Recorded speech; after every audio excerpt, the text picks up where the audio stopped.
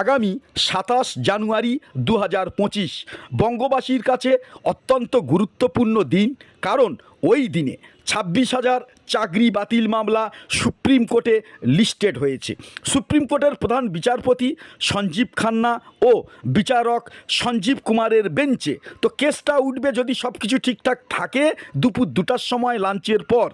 Supreme কোর্টের official update অনুযায়ী দুপুর ২টার সময় যোগ্যতার ভিত্তিতে যারা চাকরি পায়নি তাদের পক্ষে প্রথম সওয়াল করবেন সিপিএমের প্রাক্তন মেয়র তথা বার কাউন্সিলের অত্যন্ত প্রভাবশালী উকিল বিকাশ রঞ্জন ভট্টাচার্য ও ফিরদৌস শামীম। তো আপনারা স্পষ্টতই জানেন বিকাশবাবু ও ফিরদৌসবাবু তারা চান ২০১৬ সালের পুরো ২৬,০০০ চাকরির সম্পূর্ণ প্যানেলটাই বাদ যাক। তাদের মতে ২০১৬ সালের পুরো নিয়োগ প্রক্রিয়াটাই নাকি দুর্নীতিযুক্ত।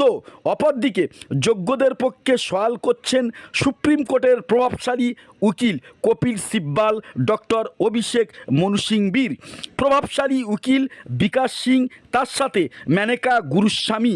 অপরদিকে টেম্পটেড ক্যান্ডিডেটের হয়ে সওয়াল করছেন মুকুল রোহতগি।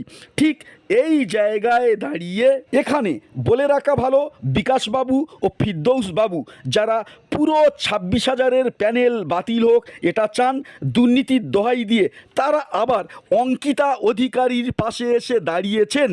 যে অঙ্কিতা অধিকারী দুর্নীতির দায়ে অভিযুক্ত, যেটা হাইকোর্টে প্রমাণিত।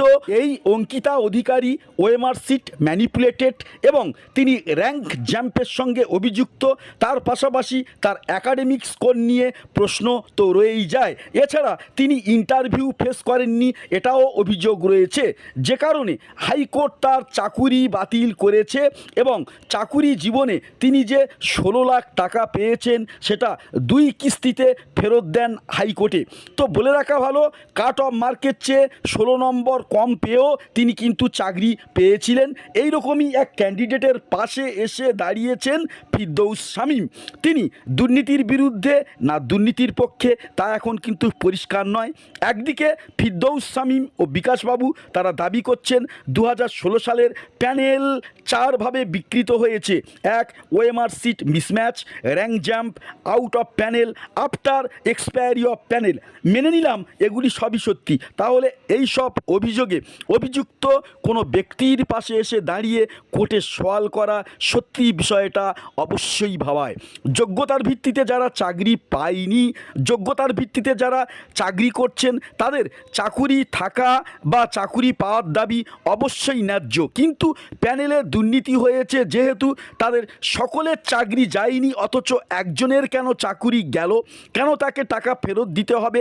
এই ইস্যুতে চাকরি ফেরত পাওয়া এবং তার সাথে টাকা ফেরত পাওয়ার মামলা যে সুপ্রিম কোর্টে উঠেছে এবং তাদের পক্ষে যে উকিল সওয়াল করবেন এটা কোন নীতির পরিচয়, সেটা কিন্তু সত্যি ভাবনার বিষয়। যারা যোগ্য হয়ে চাকরিতে বর্তমানে কর্মরত এবং যারা যোগ্য চাকরি পাওয়ার কথা ছিল কিন্তু চাকরি যারা পাননি, তাদের ন্যায্য দাবিকে জল ঘোলা করে মোটিভ ঘুরিয়ে দেওয়ার চেষ্টা চলবে পরবর্তী শুনানিতে, সেটা জলের মতো পরিষ্কার। ঠিক এই জায়গায় দাঁড়িয়ে একটাই প্রশ্ন, যে স্যাগ্রিগেশন ছাড়া কোনোভাবেই কিন্তু প্যানেল টিকবে না, এটা জলের মতো পরিষ্কার। অযোগ্যদের বাঁচাতে যারা সিবিআইয়ের রিপোর্টকে নিয়ে প্রশ্ন তুলছেন বা যারা নিয়োগ প্রক্রিয়াটাকে ভুল বলে পুরো প্যানেল ক্যান্সেলের সওয়াল করছেন, তারা কিন্তু কেউ বলছেন না যোগ্যদের পৃথকীকরণ সম্ভব।